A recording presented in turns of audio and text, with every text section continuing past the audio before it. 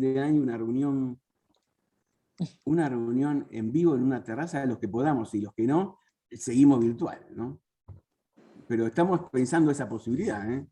De hacer el vinito, ¿no?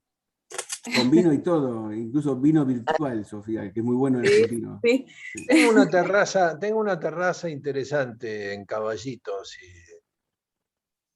Ay, me encantan tus lugares así, tus places, son divinos. Bueno, ¿Esa es después tu casa o tu vemos cómo consultorio? se organiza eso. Pero No, esta es mi casa. nos Es encantaría divino. terminar el año de esa manera. En una Bueno, especie de encantadísimo. reencuentro. Rosario, cuenten con Rosario. Rosario, por supuesto contamos con Rosario. Bueno, lo de Sofía va a ser un poco más complicado, excepto le pagamos el pasaje. Sofía, nos vamos si todo sale bien a fin de año para México. Nos vamos para Puebla. Dale. Perfecto, perfecto. Están invitadísimos siempre. Bueno, Sofía, todos tuyos. Ok. Bueno, pues a propósito de esta, pues de esta clase, pues vino mucho a mí esta cuestión más sobre la transferencia, ¿no? Sobre el papel de la angustia en esta transferencia o en el manejo de la transferencia por parte del analista. Y pues justamente me vino un poco a la mente, pues precisamente mi analista y el que fue mi maestro en análisis y algunas cuestiones por ahí. Y pues recurrí al texto en el que, bueno, el último libro que escribió, que bueno, te los comparto por aquí, aunque sea la imagen, creo que está disponible para descarga, que se llama De los oficios del sexo y el infausto amor, ¿no? Que bueno, es como una recopilación básicamente de algunas historias que él también escuchó en algunos de los análisis. Y bueno, quería leer no tanto un caso, sino un pequeño pues poema que aparece por aquí, que tiene que ver con esta cuestión un poco de... Perdón, Sofi, me perdí el autor. ¿Quién es el autor del libro? ¿Te decías? Fue mi analista, el doctor Antonio Aguirre. Ah. Antonio Aguirre Espíndola. Bueno, Juan Antonio Aguirre Espíndola, él fue mi maestro, ¿no? Aquí en México. Yo creo que pues uno de los pocos, ¿no? que yo puedo decir que trabaja como esta cuestión. Él le interesa mucho esta cuestión del erotismo. Y bueno, este libro lo editó él solito, ¿no? No es de una editorial. Creo que está por ahí disponible en Kindle, la versión, por si a alguien le interesa. Y bueno, yo tengo aquí el libro en físico, que me hizo favor de enviarme. Entonces, bueno, la verdad es que las historias por ahí, si tienen oportunidad, son bastante interesantes, aunque con la advertencia de que precisamente otra de las cuestiones a manejar en la transferencia, yo creo que es la dimensión pues de la palabra y lo que tiene que ver ahí con la cultura, ¿no? En México creo que existe mucho esta parte del doble sentido, ¿no? Mucho como cuando se habla en análisis. Entonces creo que este doble sentido como que viene mucho a colación. Bueno, entonces es un poema de Cernuda que se llama No decía palabras, y bueno, lo leo rapidísimo. No decía palabras, acercaba tan solo un cuerpo interrogante, porque ignoraba que el deseo es una pregunta, cuya respuesta no existe, una hoja cuya rama no existe, un mundo cuyo cielo no existe. La angustia se abre paso entre los huesos, remonta por las venas, hasta abrirse en la piel. Surtidores de sueño, hechos carne en interrogación vuelta a las nubes.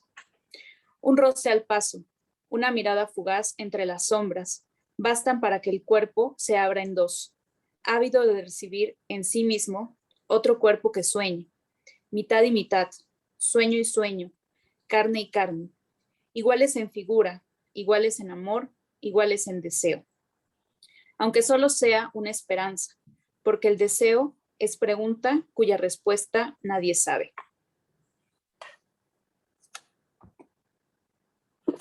Entonces, bueno, pues me llamó un poquito la atención este tema como para, bueno, este poema para empezar un poquito sobre también esta dimensión erótica en la transferencia, ¿no? Y esto que también aparece en los relatos del texto de Lucy Tower, en la que menciona estos casos y en la que menciona algunos de los efectos, ¿no? Que puede tener por ahí el análisis, ¿no? Y la dimensión ahí de la angustia. Entonces, bueno, pues por ahí creo que podría empezar.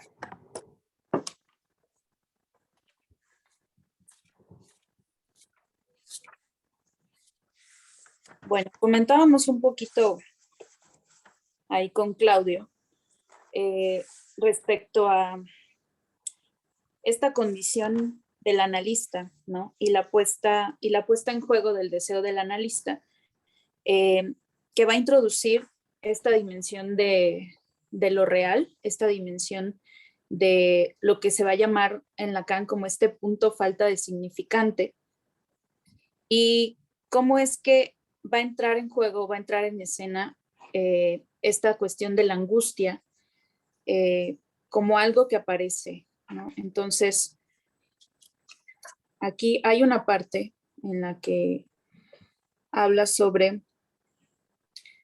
¿dónde estoy?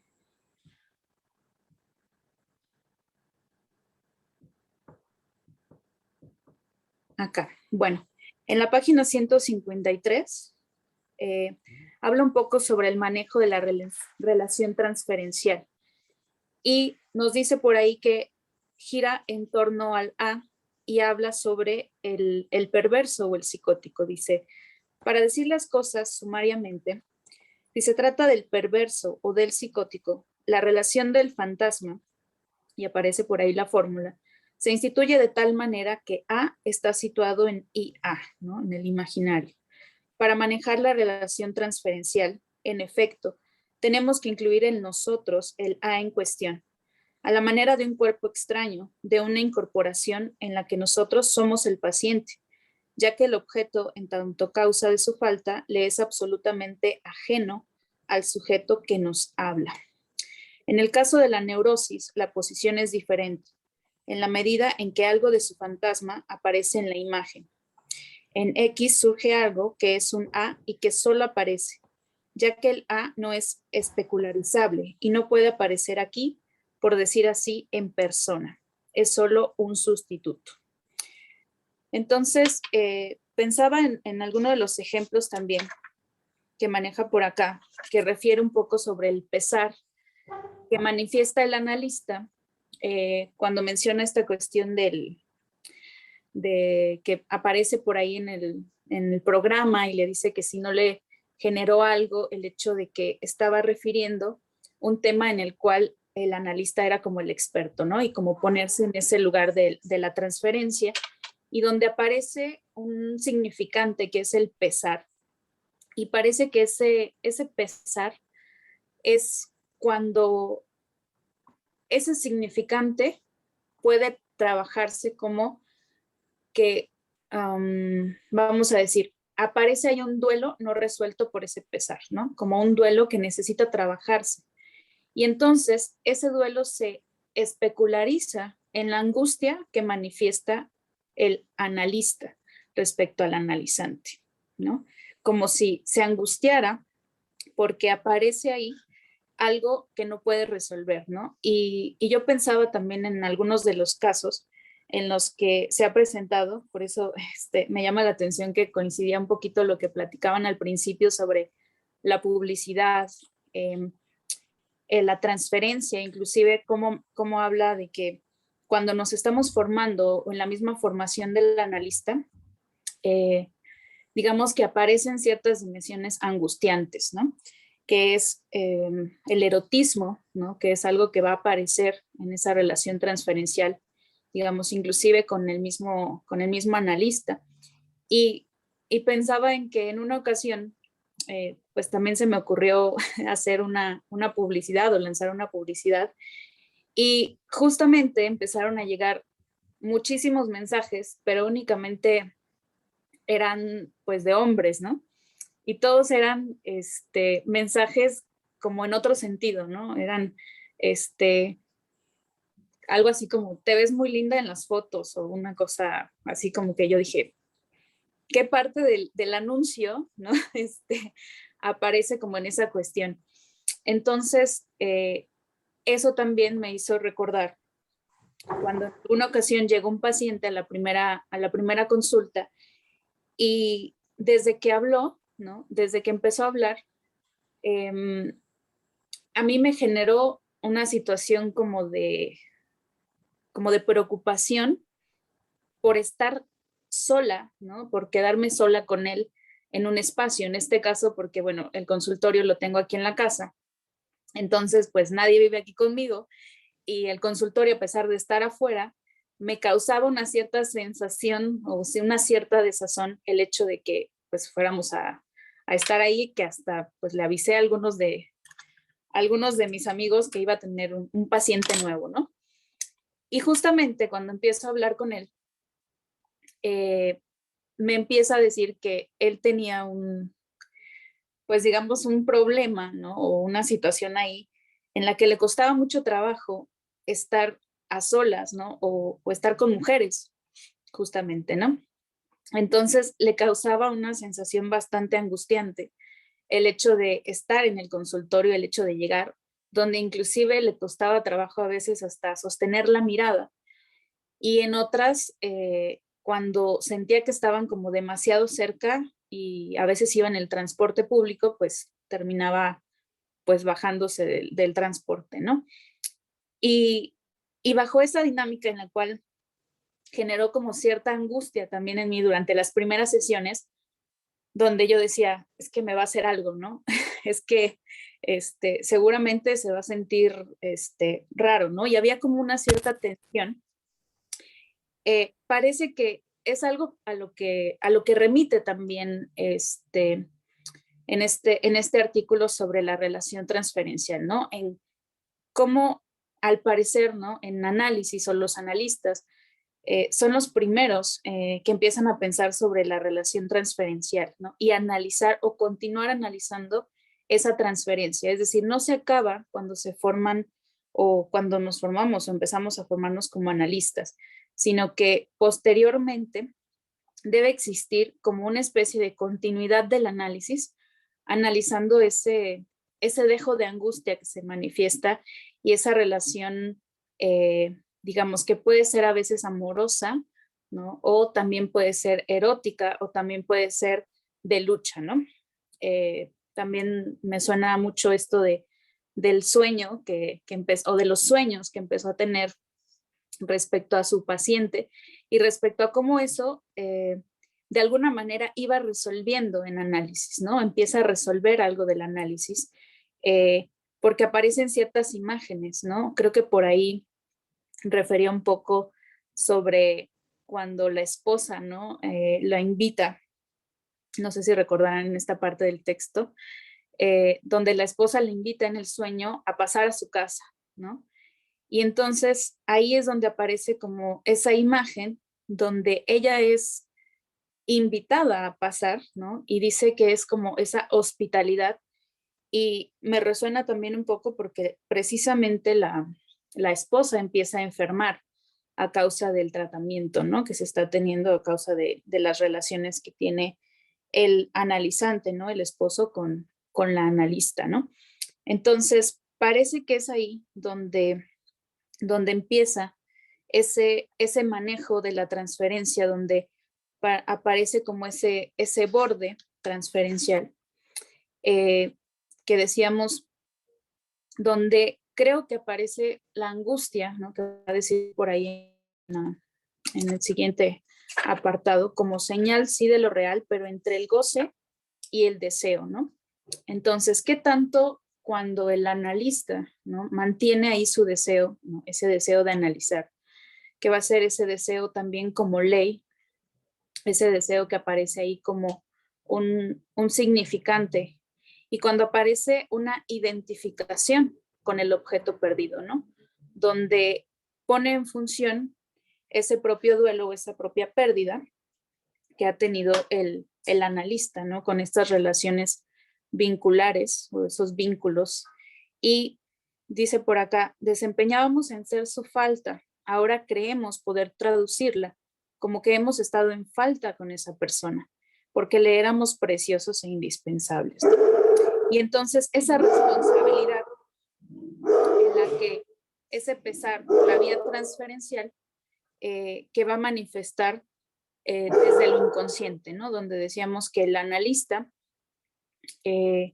digamos, y lo inconsciente no se va a trabajar como algo propio, porque ahí me llama la atención que refiere como que es del propio inconsciente, ¿no? Cuando sabemos que lo inconsciente, ¿no? O la dimensión inconsciente, pues no puede ser como propio del analista, ¿no? En qué tanto o en qué sentido esa angustia pues aparece en ambos, ¿no? O se manifiesta desde ambos puntos, ¿no? Desde ambas condiciones del deseo, ¿no? Desde ambas condiciones del goce, desde ambas dimensiones.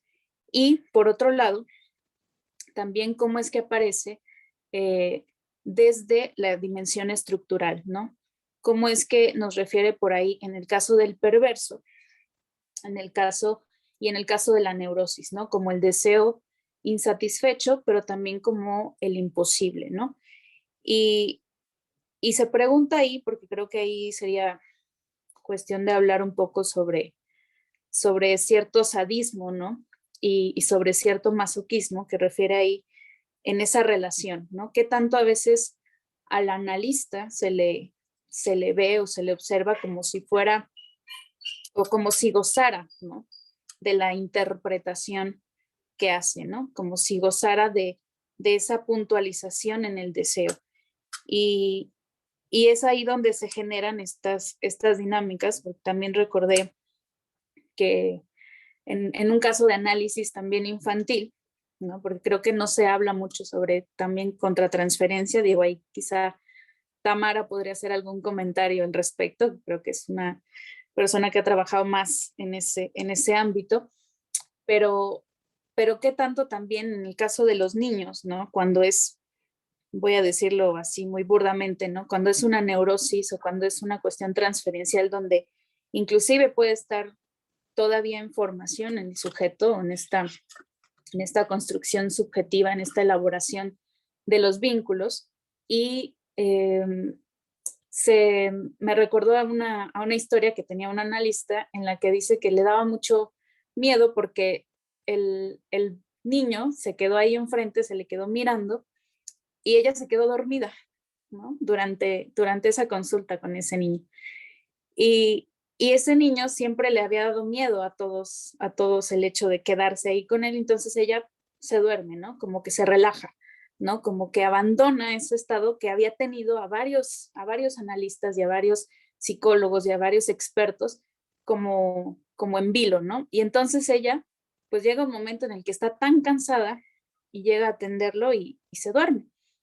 Y eso, digamos que empieza a movilizar de alguna manera en esta cuestión transferencial donde ella ya no se preocupa, ¿no? Dice, pues estaba tan cansada que me dormí y eso también aparece como una interpretación, ¿no?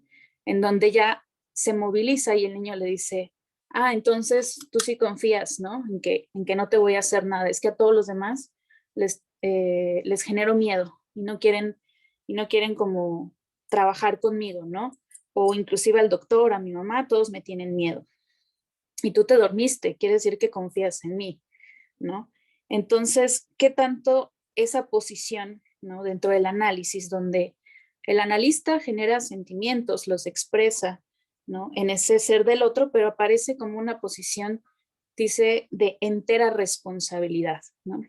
Donde la diferencia será que se pone en ese lugar, en ese espacio de responsabilizarse de su deseo, ¿no? De ese deseo de analizar, que tendría que ser el que se privilegia, pero al mismo tiempo aparecen, ¿no? O van a aparecer estas cuestiones de angustiantes en donde pues realmente no se puede evitar que el analista de alguna manera, dice, tenga que justificar digamos, como esos sentimientos, ¿no? Dice, como una especie de tribunal, dice, inclusive ante el sujeto. No será una interpretación, sino una confesión, ¿no? Entonces, dice que por acá, en esas confesiones, va a trabajar con esa transferencia, donde se pone en juego ese duelo por lo perdido, ¿sí? Y bueno, pues más o menos por ahí es donde empecé como a tratar de bordear esa situación, donde dice que ese duelo, ¿no? Por ejemplo, con esa función de la angustia que podría ser una función del aislamiento, ¿no? Una función en donde dice que el fin último de todo análisis, ya sea que sea didáctico o no, se define mediante la iniciación del paciente en un punto de vista científico sobre sus propios movimientos, ¿no? Y es donde, sobre todo en el texto de Barbara Lowe, habla sobre las compensaciones de la posición del analista, ¿sí? Entonces, pues es ahí donde creo que empezaría un poquito sobre ese tema. Y viene ahí sobre la clase 10, perdón, como esas responsabilidades o sobre ese acting out, que también lo menciona en el texto de la contratransferencia, ¿sí? Cuando habla también de la respuesta total y todo esto creo que ya habíamos estado hablando ahí sobre la clase 10, ¿no? Que decíamos ahí lo importante, pues no es la falta, sino el manejo de la falta, ¿no? Cómo es que aquello de lo que la angustia va a ser una señal y que va a producir toda clase de reacciones que van a estar desviadas en el yo, ¿no? Entonces, decíamos, la señal aquí no es directamente hacia el yo. Por aquí tenía una notita.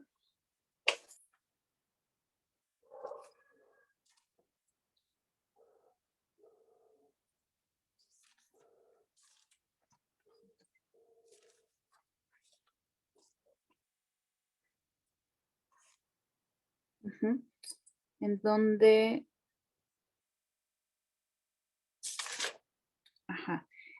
creo que en algunas ocasiones se plantea como un psicoanálisis o un análisis que pueda ser limpio del error contratransferencial, ¿no? Y sabemos que siempre en la dimensión analítica va a aparecer esta compulsión a la repetición y en estas neurosis de transferencia, ¿no?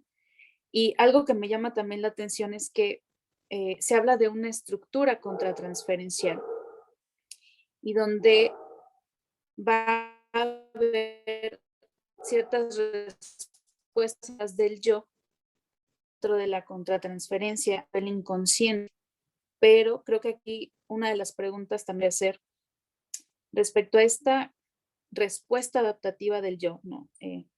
Por ejemplo, el analista o la analista que se duerme, que no llega, que se le olvida, en esta cuestión con el hecho de que el paciente esté ahí, ¿no? Esté ahí en puesta su deseo y que pareciera que tendría que funcionar, realmente qué tanto ese olvido, ¿no? Es parte del manejo de la transferencia, ¿no? Como con estos sueños que empieza a tener la analista, que dan cuenta de una movilización, ¿no? De esa angustia, ¿no? Como es que ahora es como un hazte cargo, ¿no? Hazte cargo de ese deseo, ¿no? Donde es un echar a andar ese deseo, en el caso del otro, y dice, se presenta como una voluntad de goce, ¿no? Como una ley moral, por ahí empieza a decir un poquito en la clase 11, que es heterónoma, también habla de la de nueva cuenta, ¿no? Donde aparece desde el exterior como una defensa y una puesta en ejercicio de la ley, ¿no? Que suspende al sujeto pero de alguna manera esa suspensión lo suspende en su camino al goce, ¿no? Lo suspende como parte de buscar esa angustia, ¿no? Yo creo que a veces el analista se plantea como un tanto perverso, ¿no? O pareciera ser un poco perverso, porque parece que busca que el otro se angustie, ¿no?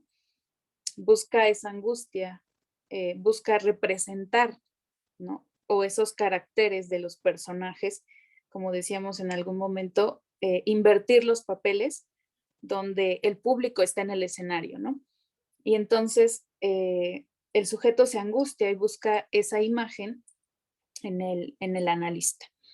Entonces parece que ahí está un poquito sobre esas tentativas, ¿no? De dominar la angustia de alguna manera con esa contratransferencia. Pues no sé si hasta ahí un poquito sobre el comentario.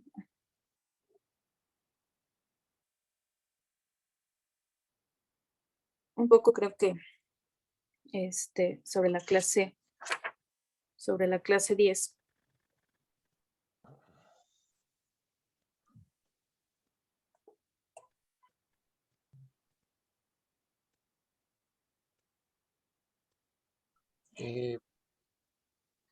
Dale, Sofía, Gerardo. quizá habría que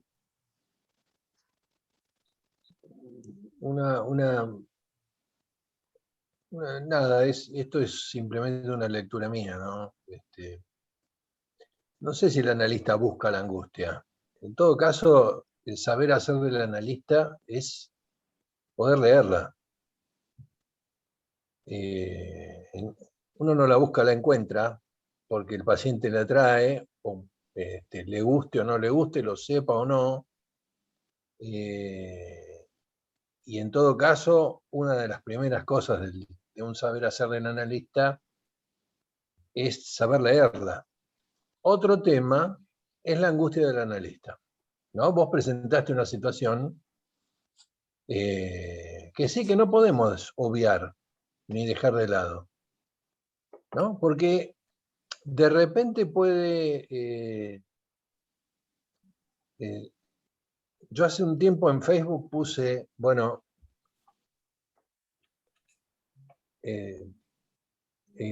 había alargado la provocadora pregunta de, bueno, a ver, la contratransferencia la seguimos pensando como siempre, ¿no? Y se armó todo un debate ahí, pequeño gran debate muy interesante. Creo que había participado Silvina por ahí también, en algún momento.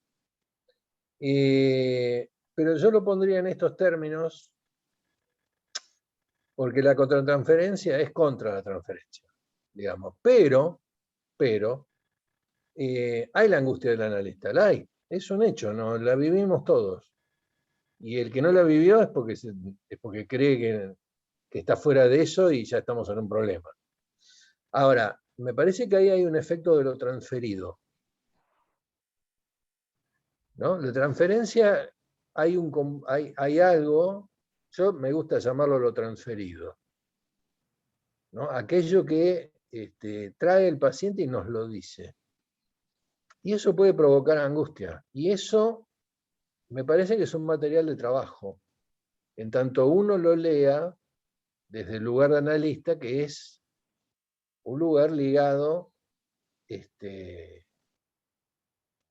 me voy a extender 30 segundos más, a algo muy humano, ¿no? Que es ubicarse en un lugar de objeto. ¿Por qué digo muy humano?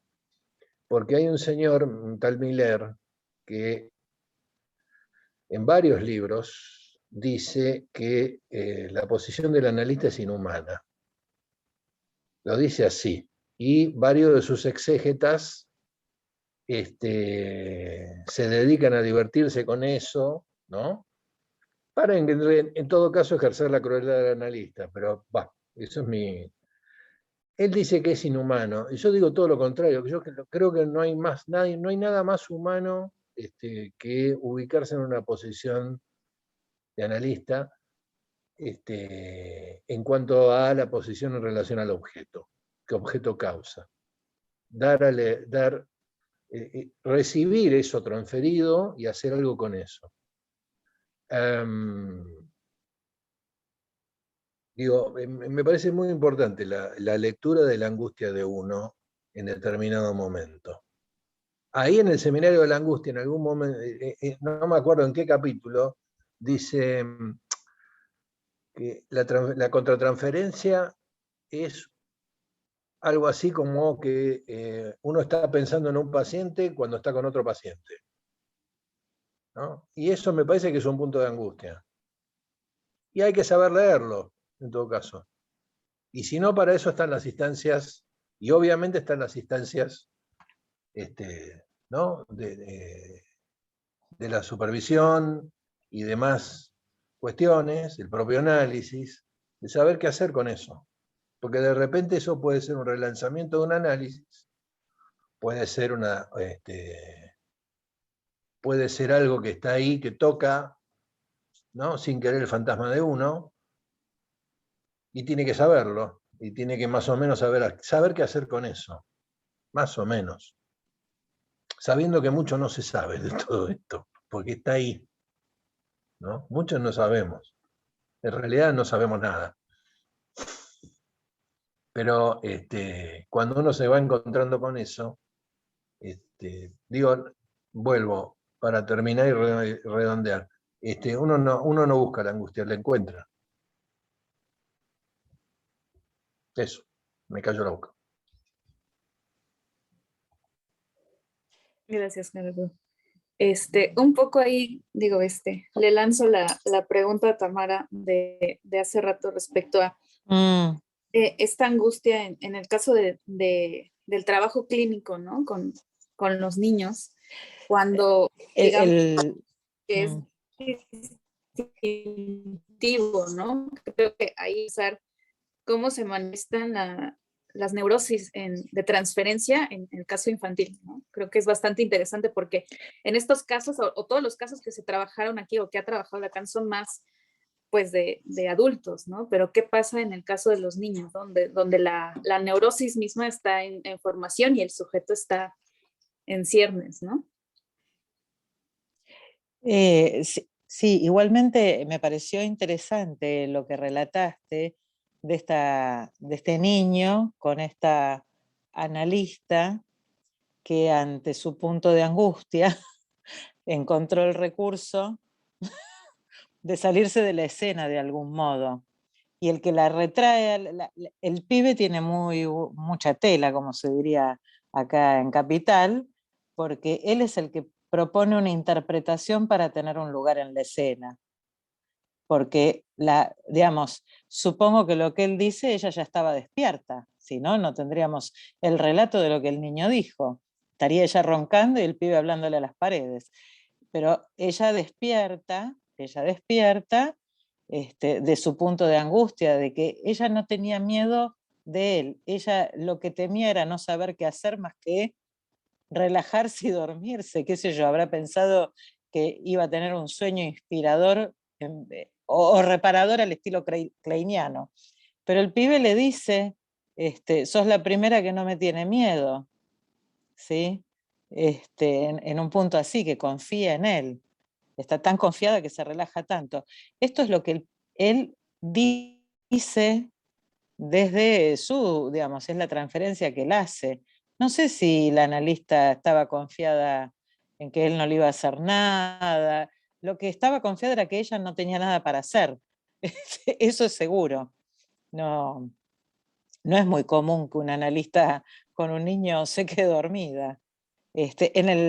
A mí me pareció súper interesante porque para esta reunión tuve más tiempo de leer y en la versión que tengo yo del seminario, que es la de Ricardo Rodríguez Ponte, están los textos digamos, ya incorporados en la edición no me acuerdo los títulos de cada uno de los que cita Lacan en esta clase del seminario, pero en el de Bárbara Lowe, el último,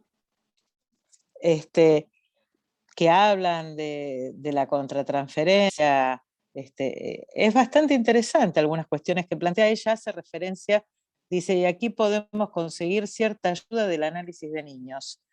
Respecto de la contratransferencia, porque dice, el analista de niños puede mostrarnos el modo en el cual más y más profundamente el analista puede liberar su vida de fantasía.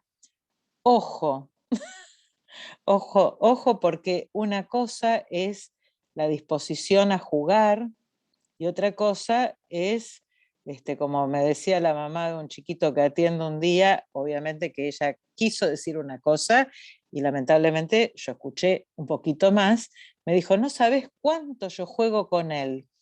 No me cabe la menor duda porque está jugando con él, pero con él como objeto, ¿sí? No es que juega con su niño.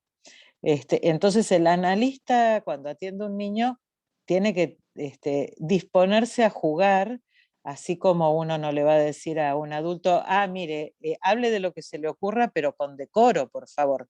No me venga con palabras soeces. O sea, el que habla como puede, de lo que quiere y como le sale, y el niño juega también a lo que se le ocurre. Está en nuestra plasticidad, si estamos medianamente analizados, poder jugar a lo que proponga, pero quedarse dormido, la verdad que tengo mis dudas si eso se puede pensar como sentimientos de contratransferencia. Creo que voy por el lado de Gerardo, de algún punto de angustia de esa analista. O de cansancio, aunque más no sea. Pero es difícil quedarse dormido con un niño en el consultorio. He escuchado esas situaciones de colegas con el paciente en el... No sé qué opinan. Pero bueno, la contratransferencia es un tema. Ella hace es interesante leer estos textos de estas analistas que Lacan menciona.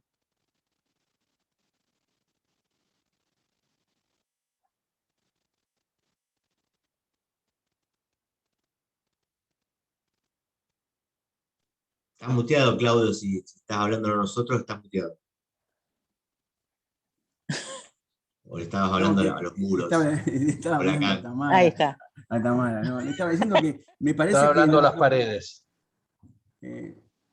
me parece que los ejemplos que Lacan toma tienen algo sorprendente por cómo él lo lee, por los efectos que provoca y por lo que tiene de irrepetible, porque a nadie uno le podía aconsejar, andate, quédate dormido, o andar a decirle qué No. pena, o no me interesa lo que te dicen, me aburre.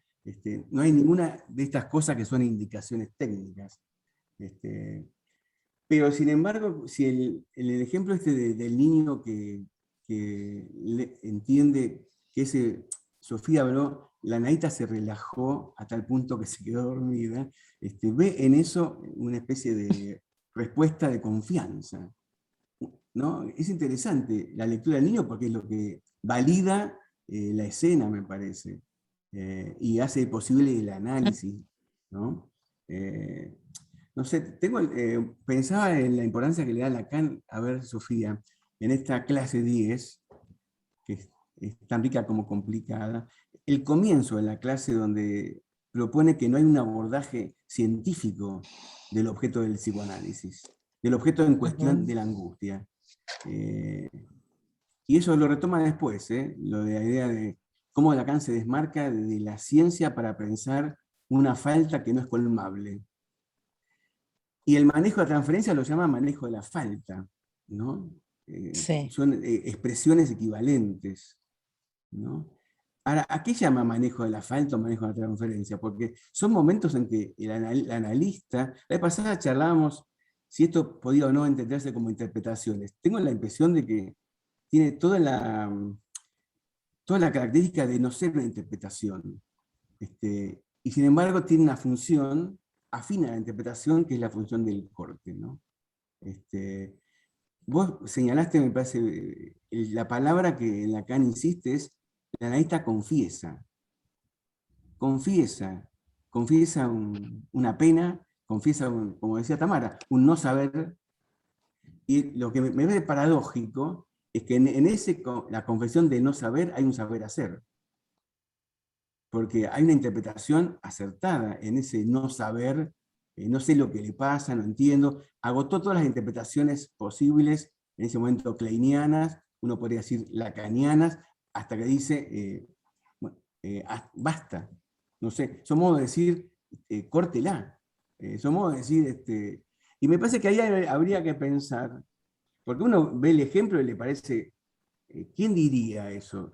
¿Qué lacaniano diría, me da pena? A ver, excepto que uno tome eso como si fuese un consejo técnico, pero habría que buscar modos que a uno le parecen hasta casi disparatados, de intervenciones que tienen la apariencia de ser sentimentales, pero Lacan no va por ahí, por el lado del sentimiento, sino de qué manera esta palabra reintroduce una falta que no había habido, ¿no?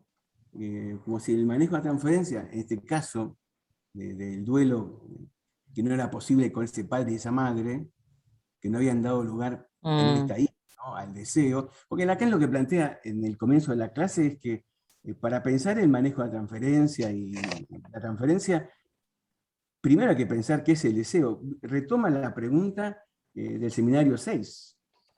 Incluso para pensar el deseo del analista, ¿no? La pregunta por, estos analistas no entienden, no le dan lugar, no se han interrogado sobre el deseo. ¿Qué es el deseo? Esa relación entre deseo y falta. Yo lo que pensé es que así como en el seminario 6, la relación era entre, entre corte e intervalo, ¿no?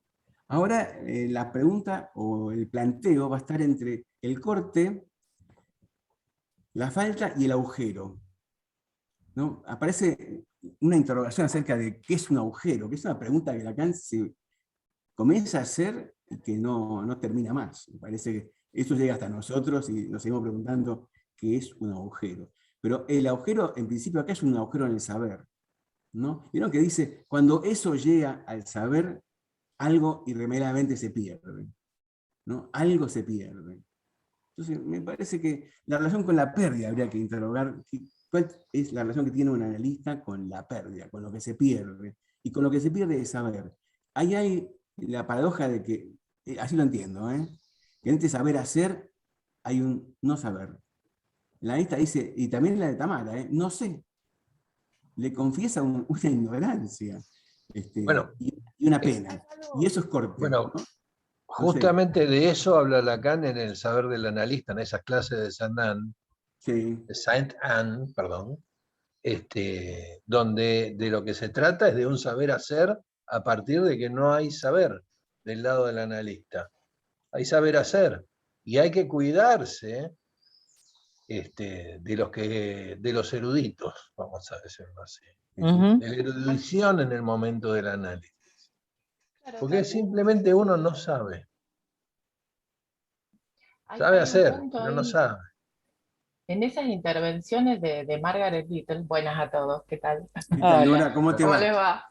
Esas tres intervenciones donde él ubica la función de corte, pareciera, no sé, acá hay una frase que me parece interesante, porque dice, esto que yo les estoy diciendo, este discurso de hoy, creo que es al final, lo que pasa es que tengo esta versión de Rodríguez Ponte, dice, cuando habla de que no estoy hablando de las frustraciones, dice, ¿no? Se trata de otra cosa, se trata de la frontera, dice, del límite, donde se instaura el lugar de la falta, porque esta pregunta que hace Claudio, ¿qué es el manejo de la falta? Y parece que ahí hay un límite que toca al analista, o sea, en ese sentido se podría pensarlo contratransferencial también, ¿no? Digamos, desde otro lugar, no tanto del sentimiento, sino de un límite, de tocar un límite, tocar cierta frontera. Cuando ella dice, bueno, me importa un pito o estoy muy apenada, digamos, ¿no? Como eso que opera como función de corte parece aproximarse a una frontera en ese análisis, o en lo que se venía dando en ese análisis. Esto que venía como empastado ahí, como que no había movimiento, digamos, darle un estatuto a ese objeto que después, que Freud toma antes en relación a la joven homosexual, ¿no? Eso que traba los engranajes, eso que hace obstáculo, que Freud no Sí. puede escuchar ahí. Digamos, como aproximarse a una frontera que toca a los dos. Toca algo ahí. No sé bien cómo decirlo, pero me parece que esta idea de frontera es interesante, de límite, ¿no? De límite del analista ahí también. Ni siquiera sé si en relación al saber hay otra cuestión en juego. Claro, No es sé como si cómo- dijera, cortala, ¿no? ¿Viste como alguien dice, che, cortala? Hay algo que no puede seguir sosteniendo, pareciera, también. Tal cual, Y porque se vuelve quizás, insoportable, ¿no? Me parece que Ah, algo de... ahí está, eso es lo insoportable. Ujú. pensaba que por ahí Claro, una eso de cosa, ¿Sí? perdón, Sí, no. creo que una cosa es si confesar, no tengo ese saber, ¿no? Me falta, y otra es, quizás en ese acto lo estaba perdiendo al saber, ¿no? Como esto de agujerearse ahí. Una vez Sí. confesar algo que ya que no está el agujero de antes, y otra cosa es en el acto, perdí el saber ahora, ¿no? Ese que pone a prueba tiempo, el paciente es testigo de la pérdida del saber del analista en ese momento. Sí. No, igual aparece también no Producirlo. saber y la pena, ¿no? Me da pena, siento pena. Para Lacan, Mm, la pena es un Ajá. modo en que desliza angustia al analista. claro. Y por la vía de la angustia aparece algo de la emisión del corte. Igual yo creo que eso es como para conversarlo un poco más, me parece. Porque es un problema, yo creo que tiene razón Gerardo. Una cosa es el deseo del analista, otra cosa es la angustia del analista. Son dos cosas que Lacan ya había pensado ese problema y esa relación dificultosa entre deseo y angustia, ¿no? Del analista, digo, ¿no? Ahora. Porque no es la misma la angustia del analizante que la angustia del analista. Se comunican, porque la angustia de Lacan dice es de alta comunicabilidad. Es la comunicación, es lo único que se comunica, dice, porque después el significante no comunica, equivoca. Pero la angustia no engaña, pero se transmite de uno a otro. Pero, bueno, otra cosa que Gerardo dijo, que yo estoy totalmente de acuerdo, habría que pensarlo un poco más, desplegarlo, que el analista no busca la angustia de su paciente, pero no es que es ajeno a esa angustia. No. Yo creo que el deseo del analista es angustiante. En la clase 11 eso lo va a trabajar. Pero me parece que ahí se plantea un tema difícil entre escena analítica y escena perversa, ¿no? Respecto de la angustia que se busca y la angustia que se genera en un análisis, como efecto del dispositivo mismo, de ese deseo del analista, ¿no? El deseo es angustia. No es que buscan angustia, pero el deseo del analista, angustia. Eso lo trabaja, hay como 2 páginas que son maravillosas en la clase 11. Pero bueno, todavía nos falta. Es cierto, Silvina, pero totalmente y clínicamente cierto, eso quería decir. Silvina está levantando la mano. Estaba desmuteando. No, bueno, también que acordaba, me parece una diferencia importante, ¿no? Que no es lo mismo que el analista busque la angustia del paciente que ante el deseo del analista o frente al deseo del otro, o frente a una intervención que apunta a una función de corte, el paciente se angustie. Digo, no, me parece que no es que hacer del analista buscar la angustia de ningún paciente, no me parece que se trate de eso. Y respecto de la angustia del analista, si se angustia el analista, bueno, lo tiene que llevar a su análisis, digamos, porque no me parece que tenga que actuarlo en la sesión, digamos, no me parece que sea el lugar. Como decía Gerardo, bueno, están estas otras instancias, en todo caso, que tendrán que ver con la supervisión y el análisis, que bueno, como no sé si ustedes saben, pero mi posición de hace muchos años es que supervisar el análisis para mí es la mejor vía, al menos me resultó bien a mí. Y otra cuestión es que yo, si no Igual, quedo... Silvina, te digo algo. Diga. Lacan lee me da pena, siento pena por usted, algo así, ve una intervención donde desliza angustia al analista y que le es operativa. Sí, Esa sí, angustia pero es eso lo operativa. sostiene, No es para recomendar que se haga, claro, pero en este ahí caso, Lacan, lo esa que angustia destaca, introduce el corte. exacto, lo que Lacan subraya, esto lo hablábamos en el conversadero pasado, que ahí lo que donde Lacan pone el acento es en la función, en cómo una intervención operó como función de corte, ¿no? En que está bueno que el analista se muestre angustiado o impotente, digamos, sino que transferencia mediante, así como en el caso del pequeño que nombraban Sofía y Tamara, la transferencia misma y ubicarse en algún lugar en relación al deseo del otro permite que eso termine siendo algo operativo. No, a mí me parece que Lacan el acento ahí lo pone en como una intervención, que no sería una intervención, como decías vos, indicada o como si pudiera verlas, las indicadas, pero bueno, puede producir el corte necesario para dar lugar a un decir. Ahora, respecto de la clase 10,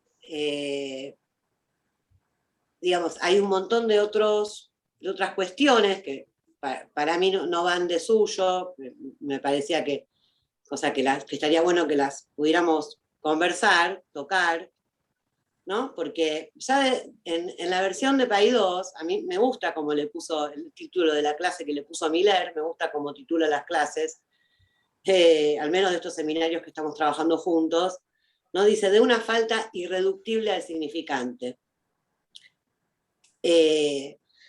Porque hoy le decía a Diego que a mí me quedaba con la idea en la lectura de la clase que cuando Lacan dice la angustia nos introduce a una función que es la función de la falta, ¿no? Entonces, así arranca la clase, digamos. Y luego va a diferenciar, él va a nombrar como que la falta tiene que ver con lo simbólico y habla de la privación para referirse a lo real. Leyendo, digamos que a mí lo que se me armaba era que es como si hablara de dos faltas, ¿no? Una falta que puede ser alcanzada por el significante, por lo simbólico, y una falta que no, esa la del agujero, esa que no, de ninguna manera sería colmable. Y que está bien que así lo sea, ¿no? Como estructural, digamos. En ese punto, en relación a esto del manejo de la falta, digo, me parece que eso va muy ligado a, vos decías qué sería el manejo de la falta, cuando habla del manejo de la transferencia, me parece que tomar ese camino es lo que nos lleva a poder apuntar al sinsentido, ¿no? Si alguien se quedara en relación a una falta que pudiera ser colmable por vía de lo simbólico, entraría en una catarata interpretativa, que sería lo opuesto a la dirección de la cura que proponen Freud y Lacan. Después nombraron también lo de, cuando Lacan hace referencia al duelo, cuando dice solo estamos de duelo por alguien a quien podemos decirnos yo era su falta, todo ese párrafo a mí no me quedó tan claro lo que dice Lacan. Me parecía que estaba bueno también como material para trabajar acá. Bueno, esas cuestiones, que me parece que hay puntos en la clase conceptuales que son importantes para la clínica, ¿no? Para la orientación, digamos, de brújula para el analista.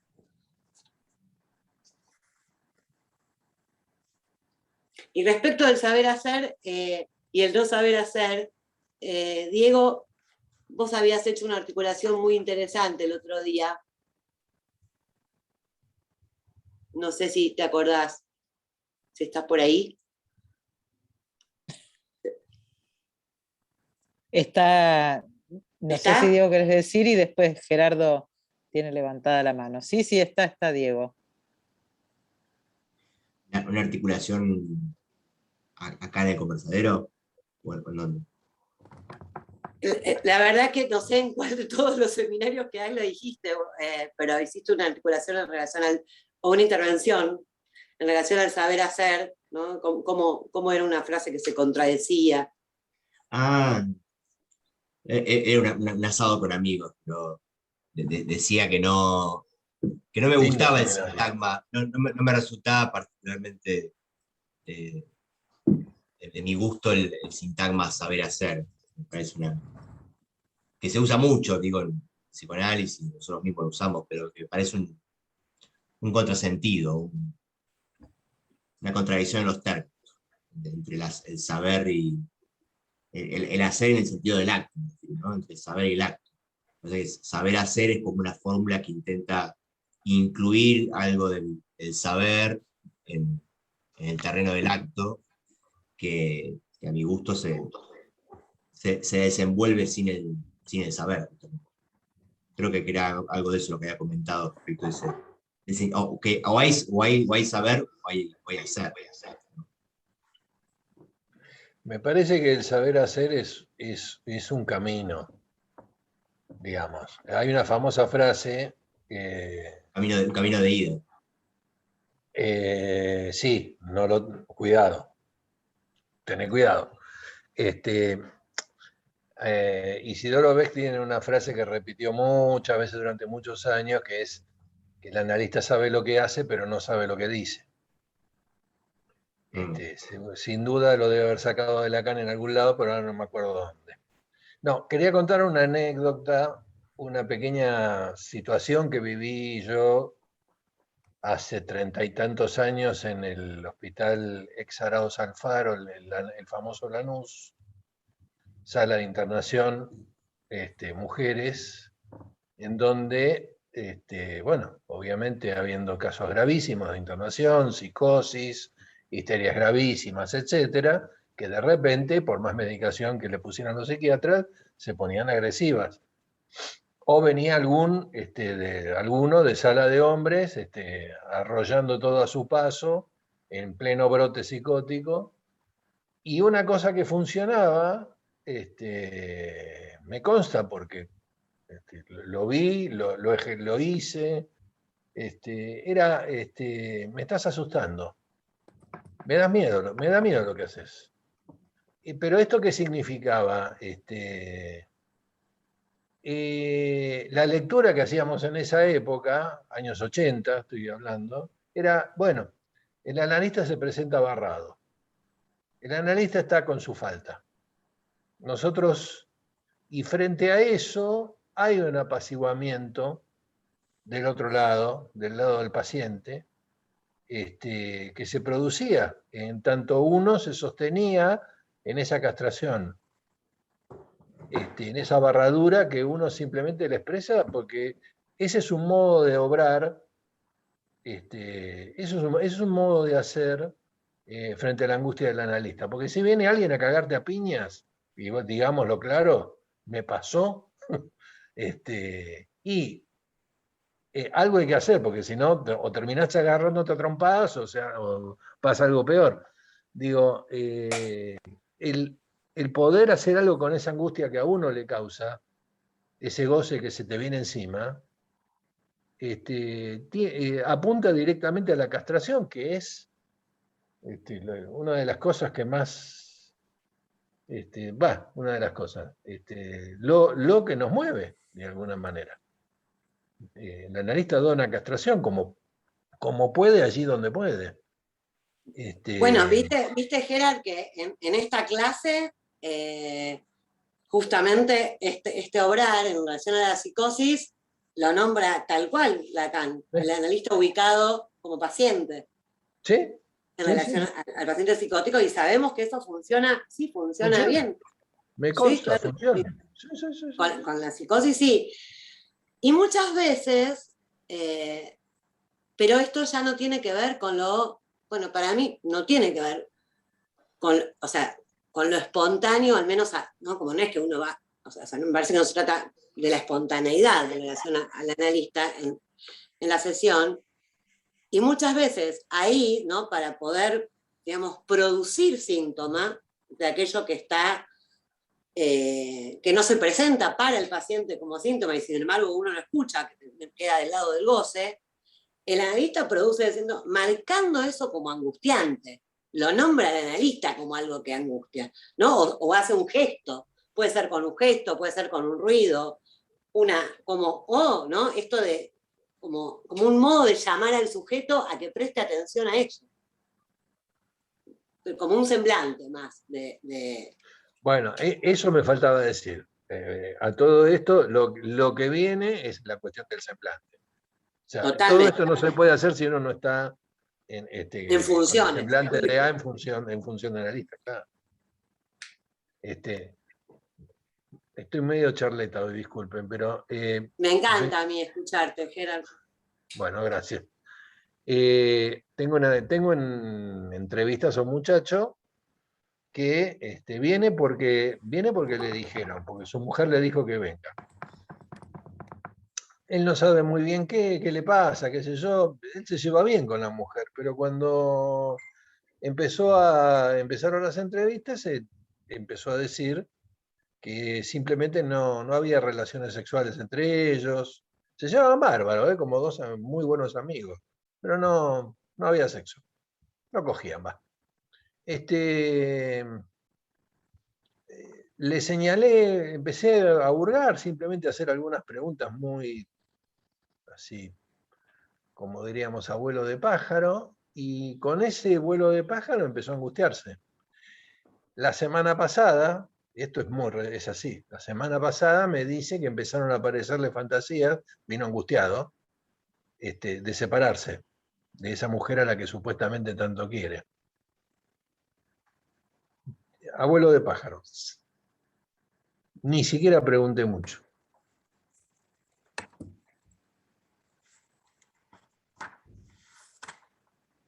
Y apareció la angustia.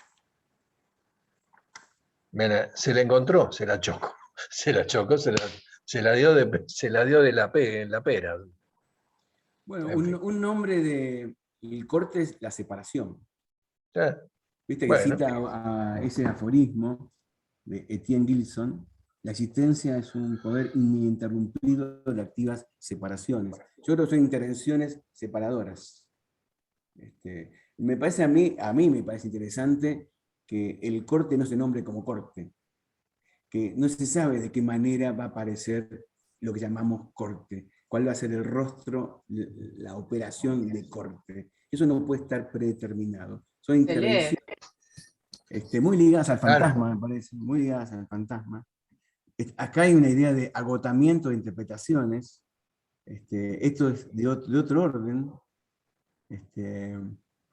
Tiene esto que te decía antes, que me llama la atención, la confesión del analista, que eso Lacan lo remite a Ferenczi. Yo recuerdo la discusión Freud-Ferenczi sobre las confesiones recíprocas, el quid pro quo. Pero Lacan lo lee de otro modo. Una cosa, porque eso es interesante, una cosa es cómo el analista justifica sus actos, ese saber hacer que está justificado a posteriori, ¿no? Porque, a ver, ¿qué hice? Ese es un saber hacer que se lee en un ¿qué hice? ¿No? ¿Qué voy a hacer? Porque lo que sabe el analista la lleva a interpretaciones erradas, es decir, a no interpretaciones. Cuando interviene de este modo, que son momentos de tensión del análisis, porque no es que tuvo una intervención feliz y ahí no sé, algo se desató, se desanudó y a partir de ahí el análisis fue un éxito. Esto se reitera, hay algo de la reiteración, yo diría de la repetición. Me pensaba eso, ¿no? En este texto, ¿cómo está pensada en la relación entre transferencia y repetición? Porque para Lacan el manejo de la transferencia es la dosificación de la angustia, ¿no? En algún lugar del seminario lo va a decir así. Es el manejo de la angustia. Para Freud, el manejo de la transferencia está ligado hacer soportable en el paciente la repetición. Y para el analista tolerar que esa repetición le sea transferida, como diría Gerardo. Pero hay una relación entre angustia, manejo de transferencia y repetición. De hecho, hay algo del duelo que insiste, del no duelo, ¿no? Que insiste en buscar alguna falta que no encuentra.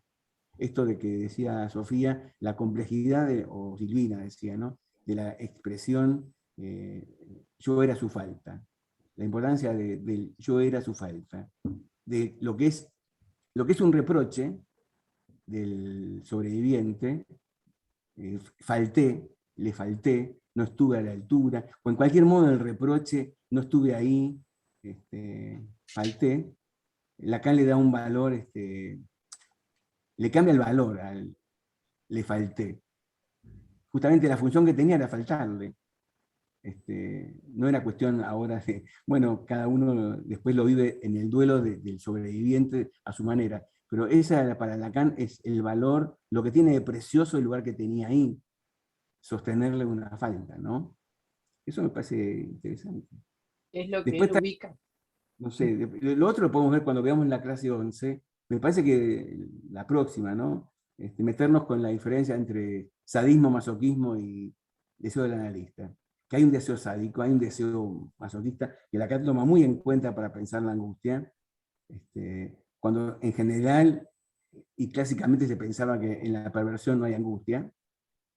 Para Lacan la angustia forma parte de la escena perversa, como Dios mismo.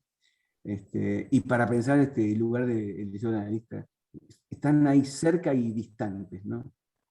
Y me parece que la palabra busca, lo que se busca tiene que ver ahí, ¿no? Si se busca algo o no se busca nada, ¿no? Porque yo no busco encuentro también tiene acá algún valor, ¿no? Me parece. Nada.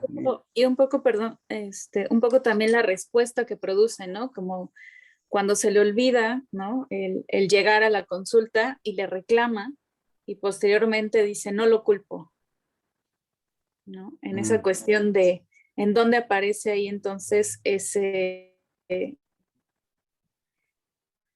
interpretación, ¿no? De decir, bueno, sí, entonces si no lo culpa, entonces hacia dónde se mueve ese agujero, ¿no?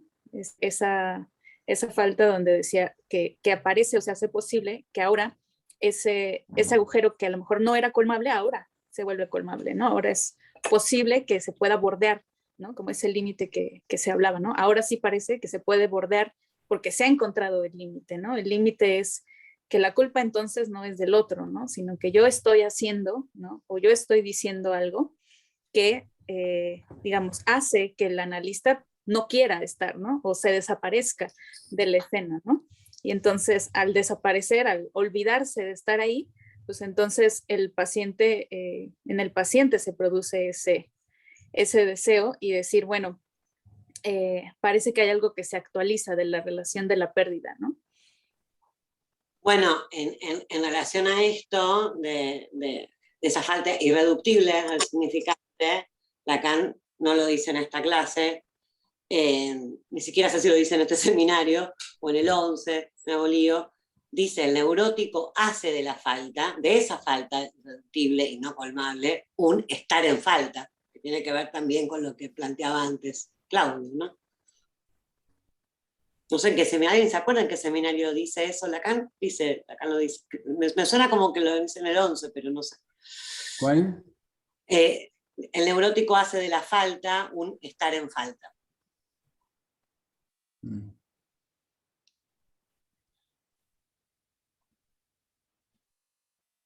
No, no me acuerdo. En algún lado lo dice, pero no me acuerdo. Hace muchos años lo estudié con Alberto Marchilli, por eso me parece que era del 11, pero bueno, de todas maneras siempre me quedó como muy, muy grabado y va en la línea de lo que venimos planteando, ¿no?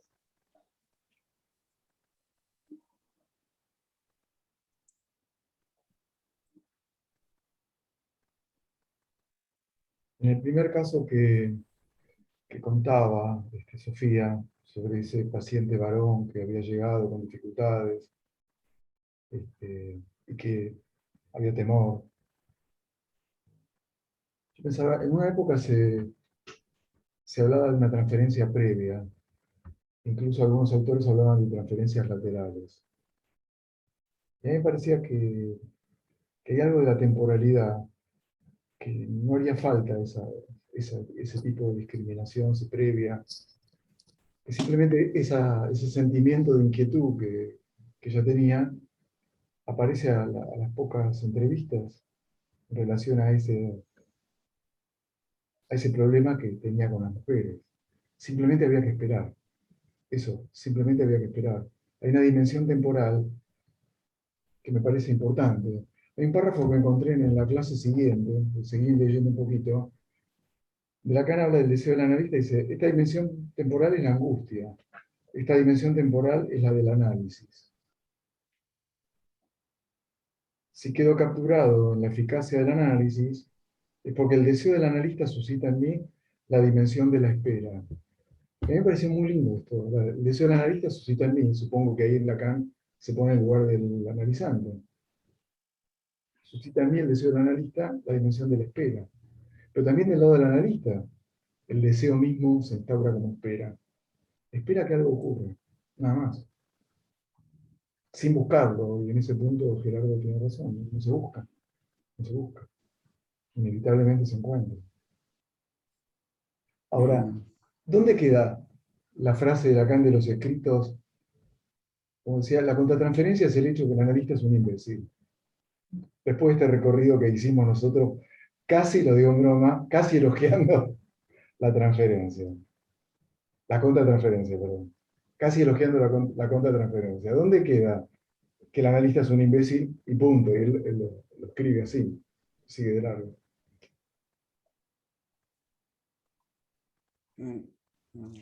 ¿Te parece que en el elogio de la contratransferencia? Lacan, viste, se cuida de decir, por suerte no la define. Es tan problemático la noción de contratransferencia. No la define. No sé si marca de Little o Barbara Lowe, una de esas. Me parece que La define. respecto de esto, me parece que no siempre Lacan dijo lo mismo respecto de la angustia del analista. Yo recuerdo lo que dice en la transferencia, porque lo he pensado, ¿no? Ligado a la espera y a la precipitación. Ahí lo que plantea es que el analista debería tener siempre un deseo en el bolsillo como remedio contra su angustia. Como si el deseo del analista fuese un modo de no dar señal de angustia. En ese momento el problema es que la señal de angustia. Como en la manada, eso es un reguero de pólvora. Me parece que a esta altura no es solamente que la angustia, sino que la escena donde la angustia aparece es una escena de un cierto orden para Lacan, ligada a la angustia de Dios, al goce de Dios, a otra cosa, otro escenario. Sin embargo, el ejemplo de como él lee a Margaret Little, la angustia tiene un lugar operatorio en el analista, involuntario, me gusta eso. Este es un saber hacer involuntario. Es lo que dice, que lo que ella dice es involuntario. No es una estrategia, no es una táctica, acá es un manejo que no se maneja. No es un manejo de dominio. Quizás la palabra manejo de transferencia también es equívoca, ¿no? Ambigua, ¿no? No sé si Diego, pero manejo de transferencia, saber hacer, pareciera ser que nos llevan a un lugar de alguien que tiene un dominio sobre su práctica, sobre su acto. Y me parece que justamente toma distancia en esta clase del discurso de la ciencia, justamente porque para él la ciencia tiende a colmar la falta. Y entonces está esa frase que creo que Silvina la citó, el manejo, o fue Sofía, ¿no? Una cosa es el manejo de la falta, otra cosa es la falta de manejo. Pero el manejo de la falta es la introducción de la falta ahí donde pareciera ser que podía colmarse. Como si uno dijera, me está colmando, vamos a poner un límite a esto. Estoy colmado como quien dice hasta las pelotas. Basta. cuáles son los modos del límite, y eso no aparece con 1000 rostros, ¿no? Las 1000 maneras de un límite ahí. Claro. Pero Sí, me que parece, se lee Claudio, como Lo que límite, que pasa- se lee como... ¿no? Lo que me encanta es la lectura de eso, que Eso. es a posteriori. Claro, eso era lo que quería Nora, señalar. después Diego No. y después yo. Dale, Nora. No, era eso nomás, que digamos Ah. que esa función de corte de esas intervenciones, como que hacen límites, hacen borde, hacen frontera, es a posteriori, es en la lectura. Primero de Margaret Little, porque ella dice que eso produce un movimiento, porque ella lee ahí un movimiento en el análisis, eso me parece que es importante. Y lo vincula al duelo también, ¿no? Que me parece bueno, que esto le permite a Lacan también toda esta elaboración en relación al objeto y a esto que marcaba Silvina, esta diferencia entre, o digamos, o cómo ubicar el manejo de la falta en esta tensión entre la falta y el agujero, digamos, ¿no? Me parece que es interesante esa vía, para pensarlo por la vía del duelo, que está en la lectura de Margaret Little, primero, y él lo toma, ¿no? O sea que eso se leyó a posteriori, por eso funcionó como corte, porque movió algo en ese análisis, ¿no? Diego. Eso. No, que me gusta esto que decía Claudio, la ambigüedad de la expresión manejo de la transferencia, no solo porque es ambiguo respecto del manejo no pensado en términos de dominio, sino porque es ambiguo en términos de genitivo y subjetivo y genitivo objetivo, ¿no? Porque manejo de la transferencia se puede entender también como que la transferencia maneja, como si ese momento de intervención de Margaret Little fue un momento donde la transferencia maneja esa intervención, donde ella dice, ay, qué pena, ¿no? Que ella no está calculando, haciendo un movimiento táctico en relación a esa intervención, sino como si fuera un momento del análisis donde la transferencia maneja la cosa, ¿no? Me parece que el genitivo ahí, subjetivo y objetivo, puede pensar las dos lecturas. No que el analista maneja la transferencia, que se puede leer así tranquilamente, sino que hay algo ahí de la transferencia que maneja en determinado momento las intervenciones, justamente porque no son intervenciones en la vía de un saber, ¿no? De un saber hacer. Lo que pasa que me parece que es interesante, por lo que también decía Daniel del supuesto elogio de la contratransferencia que podría estar escuchándose, distinguir lo que se entiende por contratransferencia y lo que se manejaba a partir de la contratransferencia en algunos analistas como los kleinianos, por ejemplo, ¿no? Los post-kleinianos. Una cosa es que el analista... porque uno lee esos textos y hay que recordar que están hablando de la parte consciente, de la inconsciente, el yo, el ello, el superyo. Son instancias olvidadas en esta discusión, pero hacían de su saber consciente de los sentimientos despertados por el paciente en el analista una suerte de saber hacer a partir de esa contratransferencia, que no es lo mismo que encontrarse haciendo algo sin saber contratransferencialmente, en el sentido de que son sentimientos del analista, sin lugar a dudas que le apene la situación del paciente, pero no que los esté manejando. Ahí es como dicen, ¿no? La transferencia está manejando y comandando un poco la situación, ¿no? El manejo de la transferencia me parece que le da dirección, ¿no? Los que manejan saben que se trata de encontrar, ¿viste?, una dirección en el camino, pero son distintos modos de la contratransferencia. Es un GPS muy particular el que tenemos, porque hay una cosa que me acordé, que lo trabaja mucho Lacan en el 21, que es que somos incautos del inconsciente.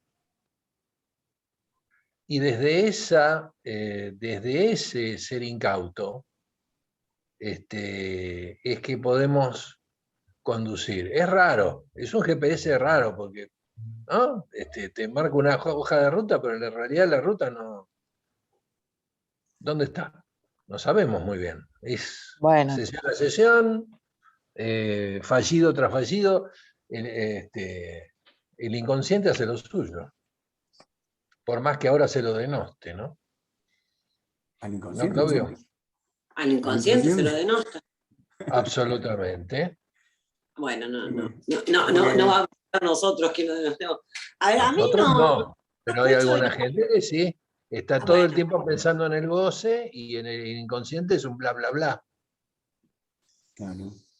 Bueno, está el tema del corte de la sesión, todos los malentendidos con el corte de sesión, ¿no?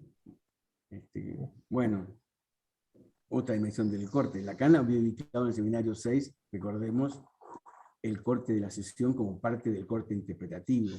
Acá vieron que es cauto, ¿no? Dice, bueno, esta intervención, esta interpretación, si es que puede llamarse interpretación a esto, hay una ambigüedad sobre qué es esto, estas confesiones, ¿qué son? A mí me parece que esa ambigüedad tiene que ser rica, me parece, ¿no? ¿Se imaginan que decirle a un paciente me aburre?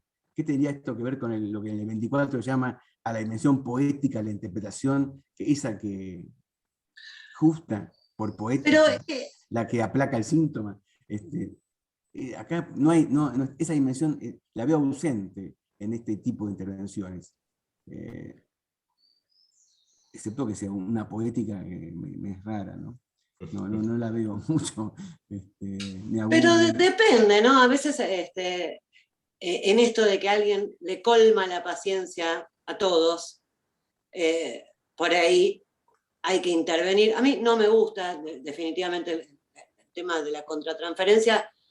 A mí me gusta hablar de transferencia y de que el análisis es en transferencia y esto, ¿no? Esto de que el analista no sabe en qué punto está tomado ahí e interviene en transferencia, en ese análisis. Bueno, a veces una intervención en relación a esto, ¿no? A este paciente que colma al otro todo el tiempo, lo tiene colmado, esto que decías vos, en relación a, yo digo, no la paciencia, nombrar ese estoy harto puede tener que ver con, o sea, apunta a cortar, a una función de corte, ahí que pueda pasar otra cosa. Para mí, yo no encuentro necesario como o sea, a mí me parece que se trata de la transferencia, no de la contratransferencia. Me parece que introducir la dimensión de la contratransferencia corre al analista de una situación, de la escena analítica, digamos. Te leo lo que dice Rocker. ¿Cómo? Te leo lo que dice Rocker. Perdón. Yo quería comentar una cosita en relación con ese tema. Bueno, por un lado esto del saber hacer, que me parece que sí, que lo que hay que acentuar especialmente es todo lo que le quite el lugar de una especie de saber del oficio, y que lo que habría que acentuar es la cuestión de el lugar a ocupar disimétrico que constituye la escena analítica como tal. En ese sentido, me parece que es fundamental retomar esto que Lacan plantea en el seminario sobre la transferencia, respecto de la pseudo situación, y bueno, que está ligado ahí a la crítica mucho más radical al concepto de contratransferencia, ¿no? Que parece que en el seminario 10 se matiza esa oposición tan radical que había en el seminario 8. Yo creo que tiene que ver con que, en cierta manera, se sacan las consecuencias de los planteos del seminario S de otra forma, acentuando la cuestión del análisis en el sentido de esto de una práctica erótica que implica al analista y permite leer su posición desde otro lugar. Lo digo en el sentido de que en el seminario 8 me parece que justamente lo más atacado de la contratransferencia es la idea de que saca al analista de la disimetría, de la disparidad que funda la escena, y que hay que, digamos, que problematizar la contratransferencia leyendo en qué punto el analista rompe la situación dispar y lo coloca en un lugar simétrico. Bueno. ¿Cómo es retomada la cuestión desde acá, del seminario de la angustia? Me parece interesante porque permite leer, ya sin una oposición tan frontal a la idea de contratransferencia, que cuando se habla de la contratransferencia, más allá de lo inapropiado o no del concepto, se puede leer cierta posición del analista en esa experiencia erótica y los puntos en que toca ciertos límites de su posición, ¿no?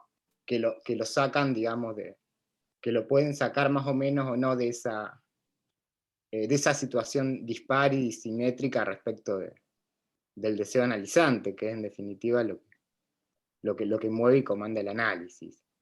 Esto que vos decís de la disimetría es excelente. Ahora, por ejemplo, Racker, que es el teórico de la contratransferencia, les leo de la página 96, del texto principal del estudio sobre técnica psicoanalítica. Dice: en cuanto aceptamos que la relación del analizado con el analista desde el punto de vista técnico es esencial, tenemos que adjudicar significado central también a la contratransferencia, por varios motivos. Pero ante todo porque es a través de ella que sentimos y podemos comprender. Ahí vuelve la simetría, me parece a mí. Lo que vuelve es el sentimiento, me parece, Daniel. ¿Cómo? Me parece que lo que vuelve es el sentimiento recíproco. Tu sentimiento.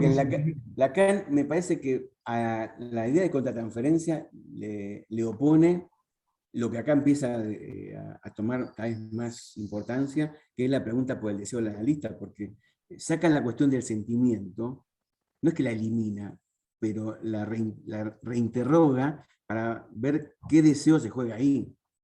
La intervención del analista está sostenida por un deseo. El lugar del muerto, famoso. No hay sentimientos inconscientes, decía Freud. No hay sentimientos inconscientes. O sea, ¿qué importa? O sea, no, en la dirección de la cura no pueden ser brújulas, ni no sé qué sentimientos. O sea, salvo, el único privilegiado, dijimos, es la angustia. Sentimientos. Está bien, pero a Lacan creo que le interesa retomar la interrogación que él cree que está como desestimada, de cuál es la función del deseo en el sujeto y en el análisis. En este caso, el deseo del analista, como me parece que lo que sostiene es una demanda, ¿no? Vieron que dice, bueno, hasta acá lo que traté es de distinguir demanda y deseo. Ahora voy a distinguir deseo y goce. Deseo, goce y angustia. Comienza a hacer un nuevo planteo que no elimina el anterior en absoluto, que es otro modo de pensar en lo que Daniel destacaba, de lo que vos llamás, lo que él llamaba disparidad, va a comenzar a llamarse disimetría, ¿no? Más en el acto todavía, respecto de demanda y deseo entre el hacer y el acto, ¿no? Esa disimetría, para pensar la escena analítica. A mí me parece interesante que en el qué pena, Lacan lee angustia y un deseo que sostiene la escena, porque eso reintroduce la dimensión de la falta que no existía. Vieron que dice, la hija era un instrumento, eran muchas cosas menos lo que tenía la falta del deseo de los padres. Habla del deseo del padre, el deseo de la madre. Esta hija no era la falta de ninguno de ellos. Bueno, pero ¿por qué habría que nombrar esa intervención, o sea, que a posteriori es una intervención que resulta operativa para el análisis, como contratransferencia? Digo, habla en transferencia, habla... O sea, no, pero Silvina, ¿no? El tema es que era nombrada así. Toda la interpretación que existía en ese momento, ahora eso no impedía el análisis. Se ve que eso no impedía analizar. Y no viste que el analista se durmió. El chico pudo hacer algo con eso para ubicarse en relación al deseo del otro. Y cuando Lacan dice, se analizan por y a pesar del analista, como dice Tamara, me encantó como dijo Tamara, bueno, no, la onda no es que un analista se quede dormido en la sesión. Ocurrió y siguió adelante Nastralis por el sentido que le da el nene a esa situación, ¿no? Pero, en ese intento de quedar la pregunta es, ¿el quedarse dormido es ajeno a lo que le pasa al niño en transferencia? ¿Es ajeno a la repetición? ¿Es algo exterior? ¿Ese día el analista durmió poco? ¿O es algo que forma parte de la escena y entonces es un corte? En una escena que, como dijo Tamara, una escena de la que se borra. Una escena de la que se borra. No, es una escena en que aparecen. Más bien aparece Me Aparece parece una que posibilidad. podría pensar que se borró o podemos pensar que apareció en la escena de un modo que nunca nadie había aparecido y que le permite al niño analizarse. Otro se podría haber ido, o sea, Pero no es otro, es ese. El caso. tema es que no podemos dejar Claro, por fuera de esa escena transferencial. claro, Es es que es lo que en estoy ese- diciendo todo el Era- tiempo. Es que A eso es lo ver. que estoy diciendo todo el tiempo, que no se puede pensar por fuera de la escena transferencial.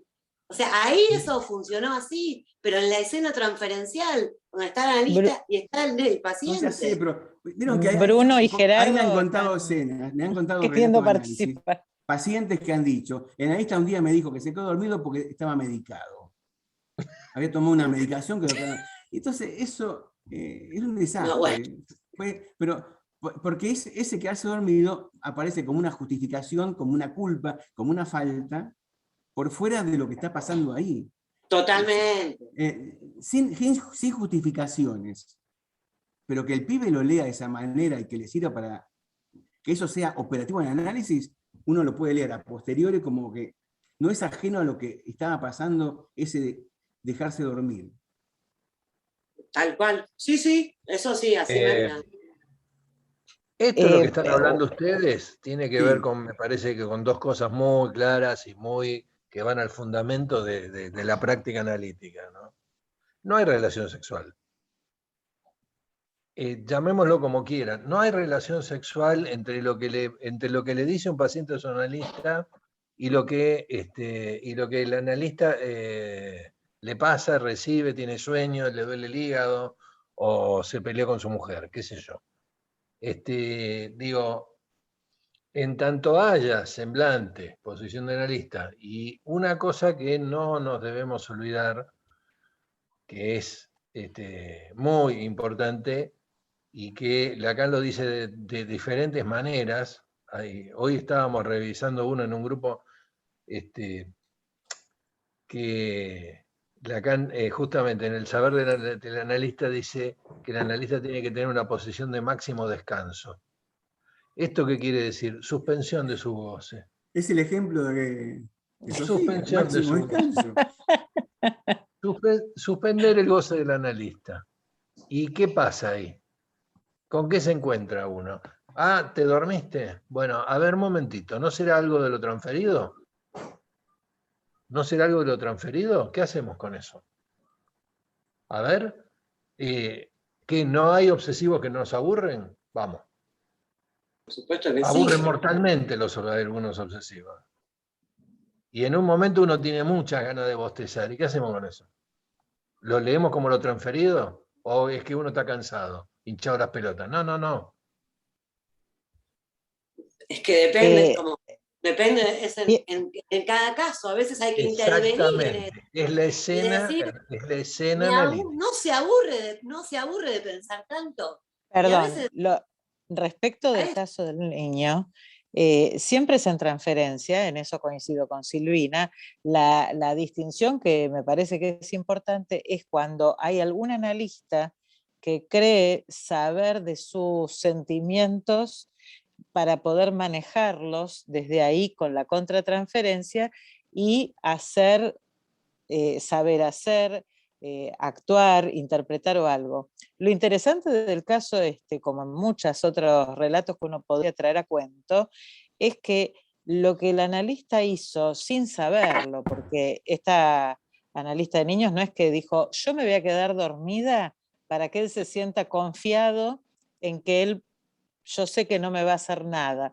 Ella se durmió, en transferencia se durmió, pero lo interesante fue lo que le permitió al pibe reposicionarse a partir de ahí, pero no es una intervención calculada del analista, obviamente, es una intervención del analista en transferencia. Por algún motivo se durmió, y mejor no saber por qué. Está bueno Porque esto que traen Claudio y Gerardo, en el sentido de, bueno, pero no se durmió en otra sesión, se durmió en esa. Claro, ¿no?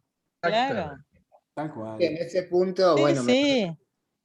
que esto no deja de conectarse con el problema del lapsus del analista, que en muchos casos tiene un efecto interpretativo mucho más certero e interesante que una interpretación pensada o deliberada, porque escucha, se deja afectar, se deja tomar por eso, y produce sin querer actuar en ese sentido, bueno, algo que produce después un efecto, bueno, que se lee en la posterior, y puede ser un lapsus que no produzca nada, pero... Diría, siguiendo a Gerardo, lo que recién decías, tiene una intervención desproporcionada. ¿No? No hay una proporción ahí. No hay. Pero bueno. No hay. Una búsqueda de proporción. Me acordé de algo. La proporción áurea. No, me acordé de algo que me dijo un analista kleiniano hace muchos años. Yo le estaba no sé qué diciendo, y él me dice, menos mal que estoy bien de las coronarias, porque pienso que usted me quiere matar. Yo dije, ¿de qué me está hablando este muchacho? Este señor didacta de la APA para más datos. No sé si está por este mundo, por dónde.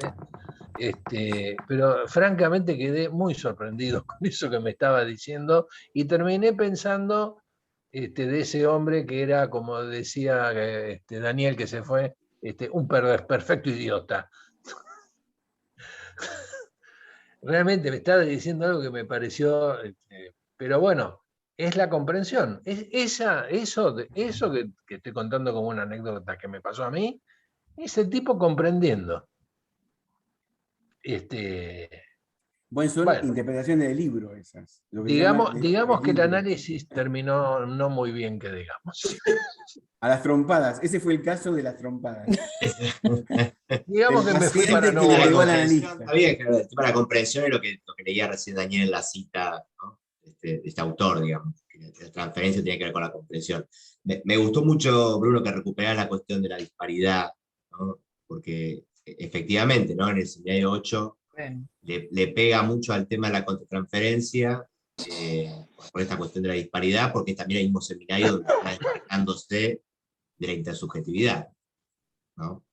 Hay una cierta relación ahí entre que sea un seminario donde critica mucho la contratransferencia, porque es un seminario donde está cuestionando la idea de intersubjetividad. Y parecería como que la contratransferencia reintroduciría el problema de la intersubjetividad, ¿no? La simetría y la paridad. Bueno, todos los textos que él hace referencia de Margaret Little, de Barbara Lowe, todos estos, hablan en esa inversión necesaria que tiene que hacer el analista entre la introyección proyectiva, la identificación proyectiva y la introyectiva. Sí.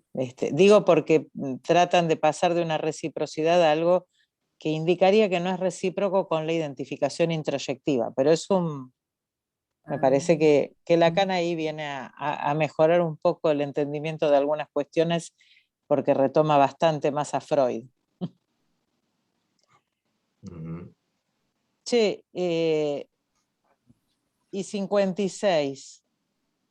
¿Definimos próxima fecha? ¿Les parece el cuarto? ¿Seguimos con los cuartos? Sí. No sé. Caiga quien caiga, el cuarto. Sí, porque se hace muy largo, si es el quinto o esas cosas. No, pero aparte sí, así un poco nos ordenamos, que el cuarto sabemos que está para esto y no el cuarto sería el 22. ¿El 22 está bien? 22 de octubre. 23. Yo le digo 23. a Osvaldo, 23, Rivas, perdón. ¿les parece bien que prepare la 11? Mirá que la 11 es cita, Claudio. Bueno, que prepare la 11 y la 12.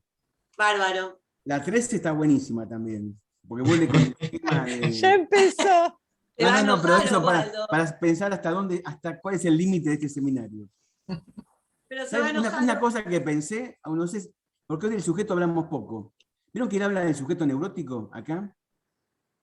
¿No les parece que cuando habla del sujeto neurótico le da como una entidad y una sustancia que le da como permanencia al sujeto respecto de su carácter evanescente que nosotros venimos pensando del seminario 6?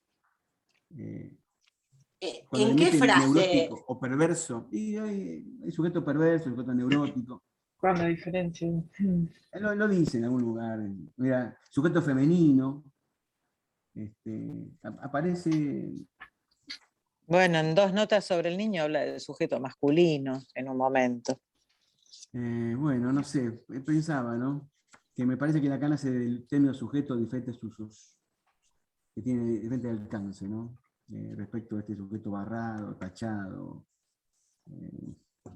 que aparece desapareciendo de su dicho. Eso lo veíamos en el 6, sí. Bueno. En el 6 aparecía lo evanescente. Yo digo para no olvidarnos que estamos un poco recorriendo el sujeto. Sí, sí. Y lo que dice Sachs respecto de lo que dice el análisis, pensaban que había que ponerle al paciente una perspectiva científica sobre... eso es muy interesante porque Lacan rechaza esa perspectiva científica en este seminario claramente. El análisis es otra perspectiva, no es la de la ciencia. No sé, habría que ver qué tiene esto que ver. A mí me gustó esto que marcaste, Claudio, como un posible eje para pensar este seminario que estamos recorriendo. Esto que quedó nombrado de la tensión entre la falta y el agujero. Y hoy, Diego, estábamos releyendo juntos la clase para hoy y decía, bueno, la falta, ¿no? En lo que atañe al significante y acá en este seminario la falta respecto del objeto, ¿no? Como también está buena, me parece esta otra tensión, digamos. Sí, hay cosas que hay que tomarlas como momentos de enseñanza. Lacan va a decir más tarde, respecto a lo que vos decías, había señalado, una falta que ningún significante colma, ¿no?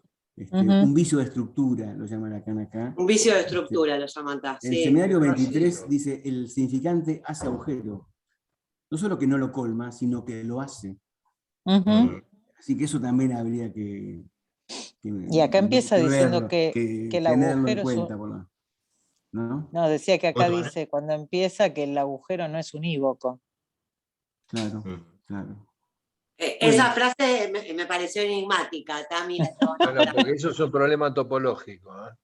Sí. Claro. Porque no es lo mismo agujero que orificio. Claro. Pero esa frase, el agujero no es unívoco, o sea, no, me decís, contame de qué está diciendo y no sé. Se mete con los agujeros del toro, ¿viste? ¿No? Sí. Bueno. Y el cross-cap. Y el cross-cap, y el carácter, para él que es irreductible, ¿no? Y que la perspectiva del análisis no es reducirlo. Exacto. Eso a mí me parece muy fundamental, estas cosas que nombran en esta clase. ¿No es cierto? Respecto de la dirección de la cura. Bueno, pero tal vez esa diferencia, aunque sea circunstancial, digamos, para explicar acá entre agujero y falta, me parece que apuntaría a la función de la como resto. Esto me parece que es como lo que va a ubicar todo el tiempo, digamos, que esto es lo que hace mover el análisis. Claro, pero esta función de resto que no es exactamente un vacío, me parece. Exacto. Está bien, ¿cómo no? Bueno, lo seguimos, al menos tenemos algunas puntas para seguir. Pero perdón, ¿con qué clase seguimos? ¿Con la 11 y la 12? La 11 y la 12. Si ustedes dicen que la 11 es muy breve, tomemos la 11 y la 12, para que bien. Perfecto, bárbaro. ¿Les parece? ¿Sí? ¿Bruno está de acuerdo? Bruno hace así con la cabeza. ¿Estamos de acuerdo? Sí.